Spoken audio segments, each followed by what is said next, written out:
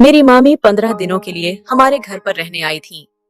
उस समय मेरी माँ देव दर्शन के लिए बाहर गई हुई थी और पापा भी अपने काम में व्यस्त थे। उस दौरान मैं मामी के साथ घर पर अकेला था। मामी की सुंदरता मेरी आंखों में बस गई थी। एक दिन रात में मुझे अपने शरीर पर किसी का हाथ महसूस हुआ। जब मैंने उठकर देखा तो मामी मेरे बगल में बहुत छोटे कपड़े पहनकर सोई हुई थी। मामी ने मेरा हाथ पकड़कर कहा, भांजे, मुझे आज तक तुम्हारे मामा में जो ताकत महसूस नहीं हुई, वो मुझे तुम्हारे अंदर महसूस हो रही है। ऐसा कहकर मामी ने मेरा हाथ ऐसी जगह पर ले जाकर मुझे मदहोश कर दिया और तब मैंने होश खो दिया और मामी की, मैं रोहन हूँ। रोज की तरह आज भी मैं शाम को जिम से वापस आया। जब मैं घर पहुंचा तो मैंने देखा कि मामा और मामी घर में थे। उन्हें देखकर मुझे बहुत खुशी हुई। मामा अक्सर अपने काम के सिलसिले में हमारे शहर आते रहते थे और तब वे हमारे घर पर भी चक्कर लगाते थे। लेकिन मामी शादी के 4 साल बाद पहली बार हमारे घर आई थी। मुझे देखते ही मामी मेरे पास आई, मेरे सिर पर हाथ फेरा और बोली, भांजे, पिछले 4 सालों में तुम कितने बड़े हो गए हो। मैं भी मामी का हालचाल पूछ रहा था। तभी मामा पीछे से आए। मामा ने मुझे गले लगाया। रात का खाना खत्म करने के बाद मामा अपने घर जाने के लिए तैयार हो गए। मुझे लगा कि मामा और मामी कम से कम 1-2 दिन हमारे घर रुकेंगे, लेकिन मामा जाने लगे, जबकि मामी हमारे घर ही रुकी रहीं। हम सब मामा को उनकी गाड़ी तक छोड़ने गए और फिर घर वापस आ गए। रात को माँ मामी के साथ उनके कमरे में बैठकर बातें कर रही थी। तभी मैंने माँ को बाहर बुलाया और पूछा, मामी, अपने घर क्यों नहीं गई? क्या उन दोनों के बीच कुछ हुआ है? इस पर माँ ने कहा, नहीं रे रोहन, मामा जी का कुछ काम था, इसलिए वे ज्यादा दिन हमारे घर नहीं रुक सके। मामी की 15 दिन की इस शहर के डॉक्टर के पास ट्रीटमेंट है और अगले 15 दिन वो हमारे घर पर ही रहेंगी। ये तुम्हारे लिए खुशी की बात होगी, क्योंकि अब मैं अपनी सहेलियों के साथ जाने वाली थी।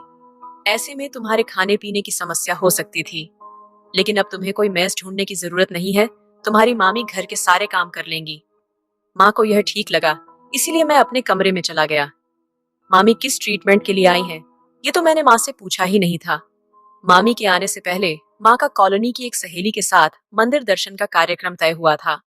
उनकी यात्रा 2 दिन में होने वाली थी। अब कुछ दिन माँ घर पर नहीं थी और उन्होंने मामी को इस बारे में पहले ही बता दिया था। मामी ने कहा कि आप बेफिक्र होकर दर्शन करने जाएं। घर के सारे काम और रोहन दोनों का मैं अच्छे से ख्याल रखूंगी। दूसरे दिन तय योजना के अनुसार माँ अपनी सहेलियों के साथ देव दर्शन के लिए निकल गई। उनकी यात्रा पूरी 10 दिनों की थी। मेरे पिताजी भी उनके ट्रांसपोर्ट के बिजनेस के काम के लिए अक्सर बाहर रहते थे और वे भी कल सुबह ही शहर से बाहर गए थे। अब घर में मामी के साथ मैं अकेला था। माँ ने घर से निकलते ही मुझे 10 फोन किए थे। उन्हें मेरी बहुत चिंता हो रही थी। शाम को जब मैं घर आया तो अपना खाना बनाने के लिए किचन में जाने लगा। तभी मैंने देखा कि मामी किचन से मेरा खाना लेकर बाहर आ रही थी।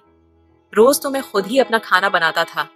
माँ कहती थी, तुझे अपने खाने वगैरह में मुझे बिल्कुल भी शामिल नहीं करना चाहिए। जो भी खाना हो तू खुद ही बना।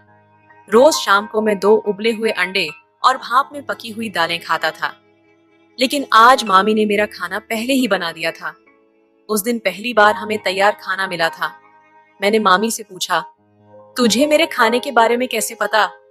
इस पर वह बोली, मैं दोपहर में तेरी कमरे की सफाई करने गई थी। तब मैंने वहां पर तेरा खाना का पूरा चार्ट देखा, जिसमें किस दिन क्या खाना है सब कुछ लिखा हुआ था।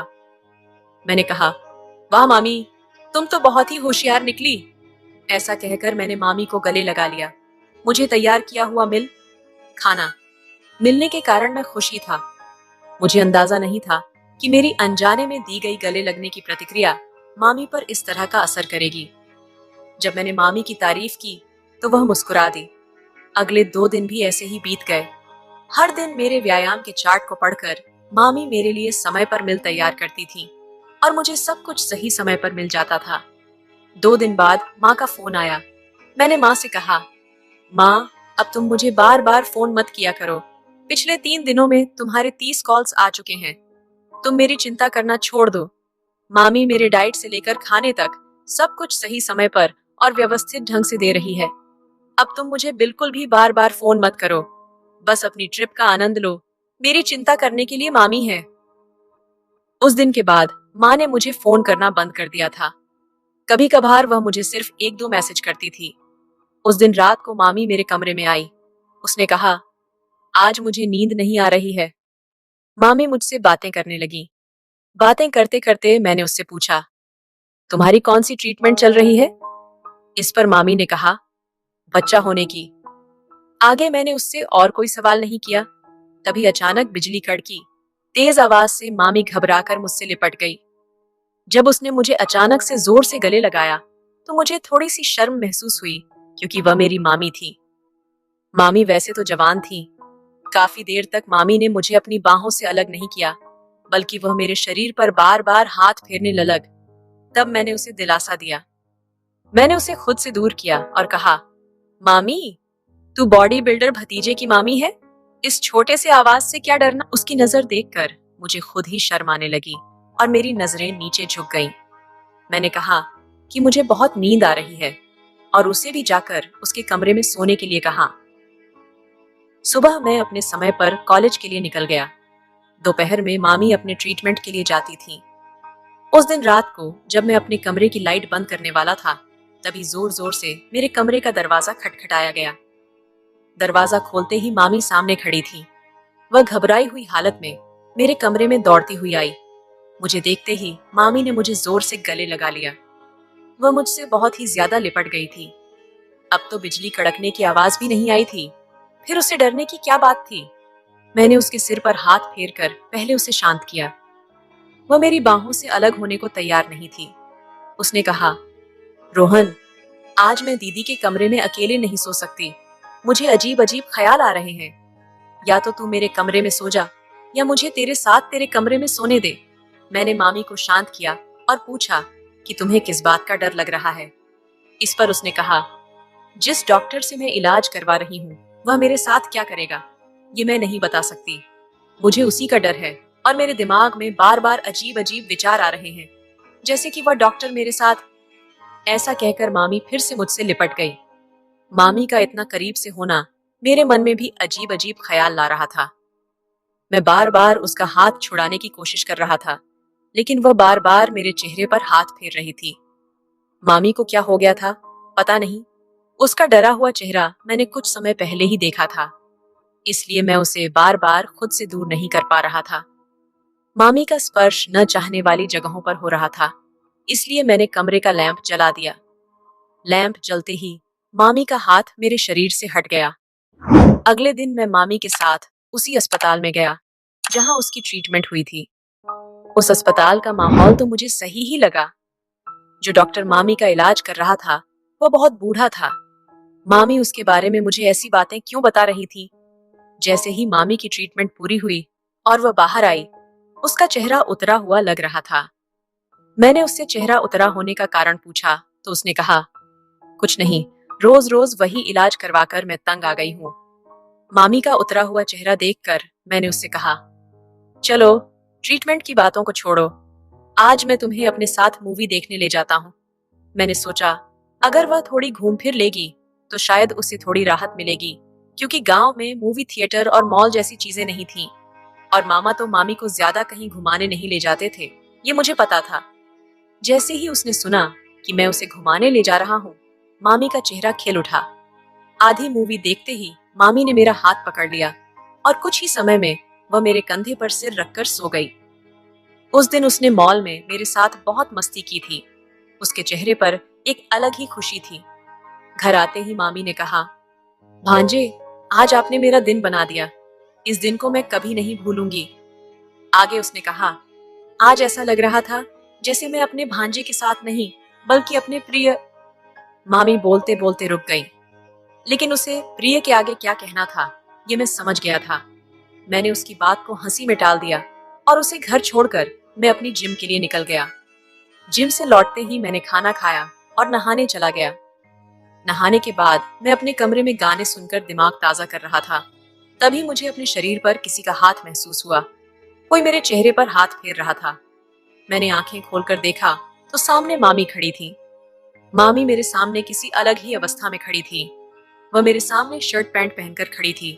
ये शर्ट पैंट माँ के थे। माँ के टी शर्ट और पैंट में मामी की सुंदरता कुछ अलग ही नजर आ रही थी। वह बहुत गोरी थी। जैसे ही मैंने स्थिति देखी, मैंने उसे खुद से दूर कर दिया और कहा, मामी, आप ये क्या कर रही थी? मामी ने जवाब दिया, रोहन, तुम रोज जिम से इतनी मेहनत करके आते हो, मैं बस तुम्हारी मेहनत देख रही थी। वैसे भी रोज जिम में बहुत सी लड़कियां तुम्हारे शरीर को देखती होंगी। अगर तुम्हारी मामी ने तुम्हारे शरीर पर हाथ फेर दिया तो क्या हो गया? अगर तुम्हें अच्छा नहीं लगा तो सॉरी।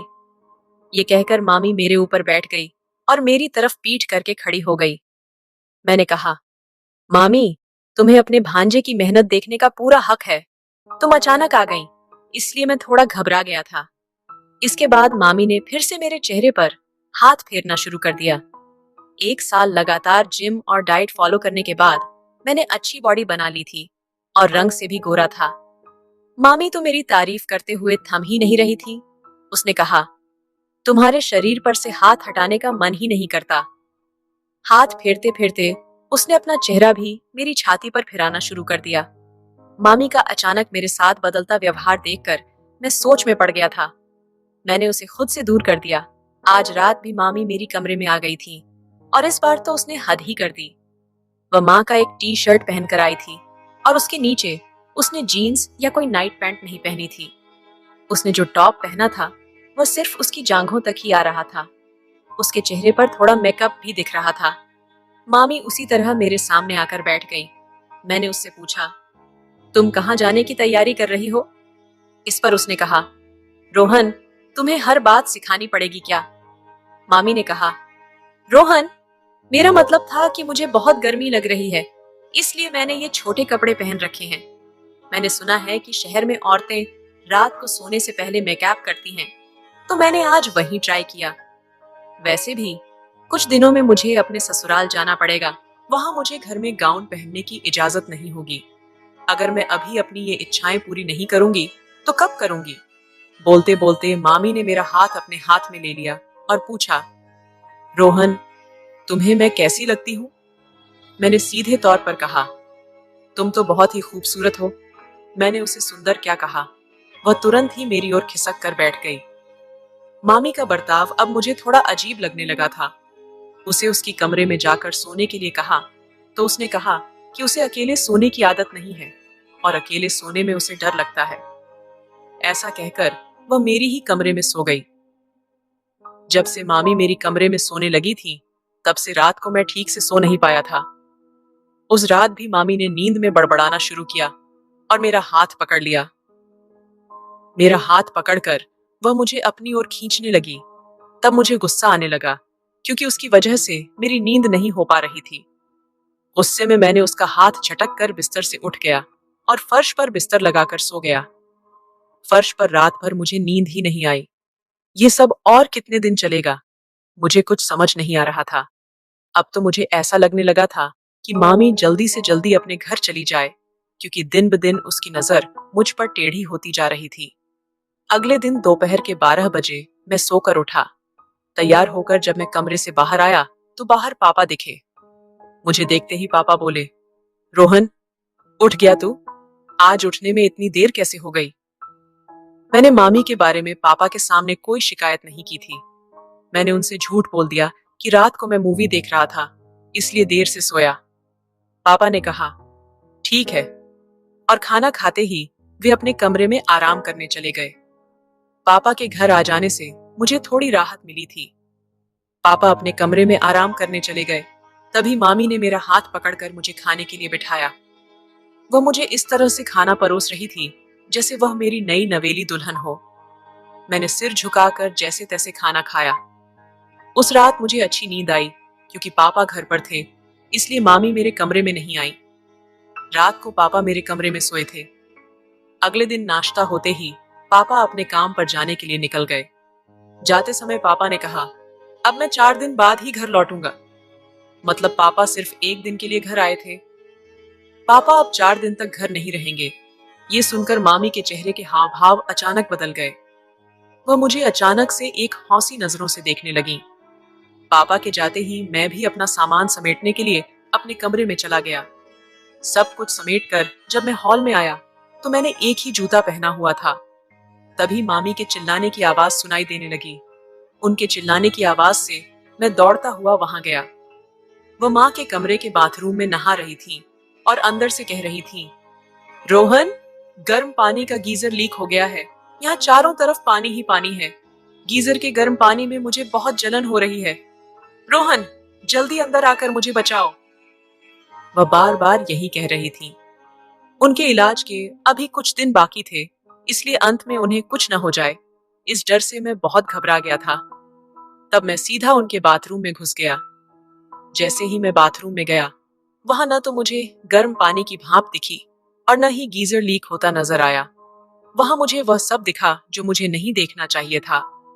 मामी मुझे उस हालत में दिखी जिस हालत में उन्हें नहीं दिखना चाहिए था। वह मेरे सामने नंगी खड़ी थी।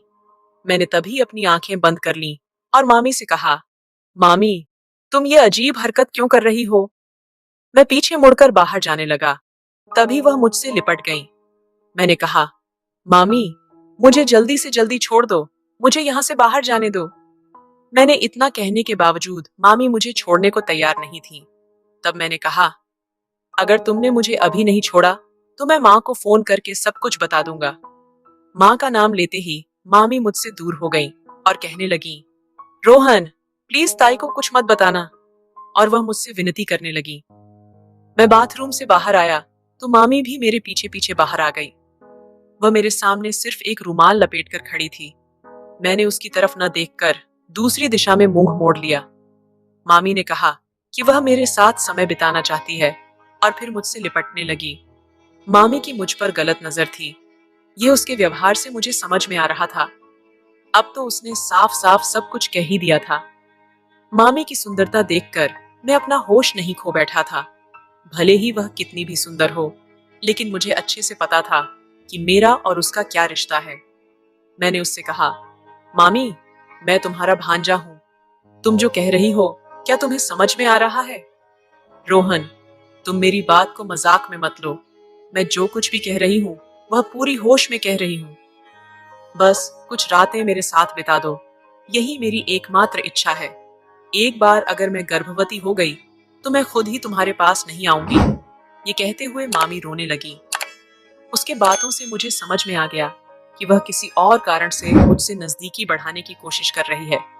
मैंने उससे कहा, मामी, पहले पूरे कपड़े पहन लो और फिर मुझसे बात करो। और मैं उसके कमरे से बाहर निकल गया। कुछ समय बाद मामी साड़ी पहनकर मेरे कमरे में आई। इस बार भी उसकी आंखों में आंसू थे।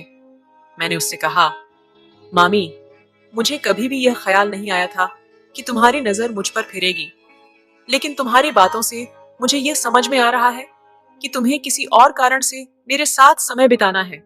असली कारण क्या है, वह मुझे बताओ। तब वह रोते हुए बोलने लगी, 2 साल से मैं बच्चा होने के लिए इलाज करा रही हूँ। न जाने कितनी गलत दवाइयां और इंजेक्शन ले चुकी हूँ। मैं तंग आ गई हूँ। अब 15 दिन की एक और ट्रीटमेंट के लिए मैं शहर आई हूँ। देखते देखते 1 हफ्ता बीत गया और अब मुझे यह अच्छे से समझ में आ गया है कि इस 15 दिन की ट्रीटमेंट का भी कोई फायदा नहीं होगा। ससुराल जाकर मुझे अपनी सास की बातें नहीं सुननी है। पिछले 15 दिनों की ट्रीटमेंट का मुझ पर कोई असर नहीं हुआ है। इसीलिए सासू माँ कह रही हैं कि वे तुम्हारे मामा का दूसरा विवाह करवाएंगी।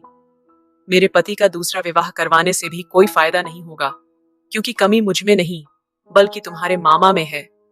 सासू माँ अपने बेटे की कमी स्वीकारने के लिए तैयार नहीं है और वे उसे इलाज करवाने के लिए भी बिल्कुल तैयार नहीं है। तुम्हारे मामा भी अपनी कमी मानने के लिए तैयार नहीं है। मैं कितनी भी ट्रीटमेंट करवा लूं, उसका कोई फायदा नहीं होगा, ये मुझे अच्छी तरह से पता है। लेकिन सासू माँ मेरी एक नहीं सुनती। तुम्हारे मामा से तो मुझे संतान नहीं हो सकती, इसलिए मैं तुम्हारे साथ संबंध बनाकर गर्भवती होने की सोच रही थी, ताकि ससुराल में जाकर मुझे ना किसी की बातें सुननी पड़े और ना ही मुझ पर बांझ होने का आरोप लगे। मैंने मामी का दुख समझा और मैंने कहा, मामी, तुम्हें मेरे साथ या किसी और के साथ संबंध बनाने की जरूरत नहीं है। मैं माँ पापा से कहकर मामा और दादी को समझाने की कोशिश करूंगा। माँ तो घर में सबकी लाडली है। दादी और मामा उसकी बात जरूर मानेंगे। बिना किसी दोष के तुम पिछले 2 साल से ये सब सहन कर रही हो, लेकिन अब नहीं। मैंने मामी से वादा किया कि उसने मेरे साथ जो कुछ भी किया वह मैं माँ या पापा या किसी और को नहीं बताऊंगा। केवल उसकी समस्या ही माँ के सामने रखूंगा। अगले 2-3 दिनों बाद माँ घर आई। मैंने माँ को सारी बात बता दी। जिस दिन मामा मामी को वापस गांव ले जाने के लिए आया, उस दिन माँ पापा ने मामा को समझाया। दादी को भी मामा के साथ लाया गया था। दादी को भी समझ में आ गया कि मामी के साथ क्या दुर्व्यवहार हो रहा था। जब मामा का चेकअप किया गया तो रिपोर्ट में पता चला कि कमी मामी में नहीं बल्कि मामा में थी। उस दिन के बाद मामा का इलाज शुरू हुआ। 1 महीने के बाद मामा की समस्या भी खत्म हो गई और कुछ दिनों बाद मामा मामी ने हमें खुशखबरी दी। दोस्तों, हर बार महिला में कमी नहीं होती है। कभी कभी पुरुष में भी कुछ समस्याएं होती हैं। इसे समय पर समझकर एक दूसरे पर दोष डालने के बजाय उन समस्याओं का इलाज कराना चाहिए।